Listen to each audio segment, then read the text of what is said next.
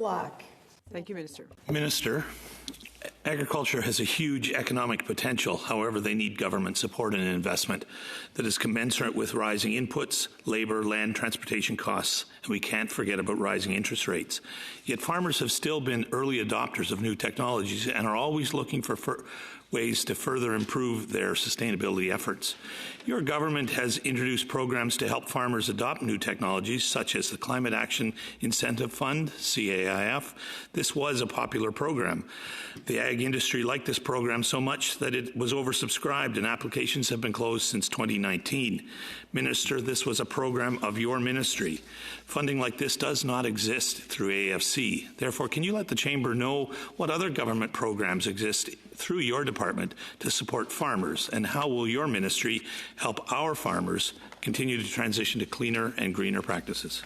Mr. Minister. Thank you, Senator. Over the last 2 years, our government has invested $1.5 billion in programs to support farmers to reduce emissions on farms and grow their operations. This includes, for example, $50 million to help farmers buy new grain drying equipment that reduce greenhouse gas emissions. More than 128 grain dryer projects have been approved.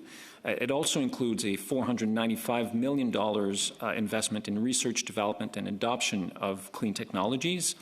And last but not least, $670 million to support the adoption of greenhouse gas reduction practices on farm.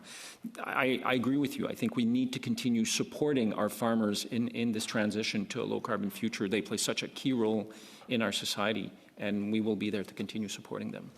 Senator Black. Thank you. Minister, according to AFC, between 1997 and 2017, agriculture saw a 50% decrease in GHG emission intensity, meaning that agriculture emissions have remained static, but they are producing twice as much food. These environmental and economic improvements were made by farmers without a price on carbon. Farmers from coast to coast to coast have shared with parliamentarians that due to the carbon tax surcharges, they don't have the available capital to continue to make green investments.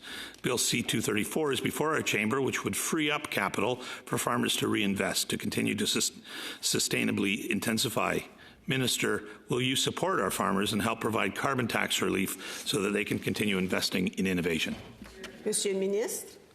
You probably know, Senator, that we've already excluded 97% of on-farm fuels for equipment using fossil fuels. That was from the get-go when we introduced carbon pricing. So we've already recognized that there are some application in farming sector where there are no alternatives than using fossil fuel-based equipment. And where we are putting a price on pollution in the farming sector is where alternatives exist, and we're supporting the farmers to adopt those alternatives.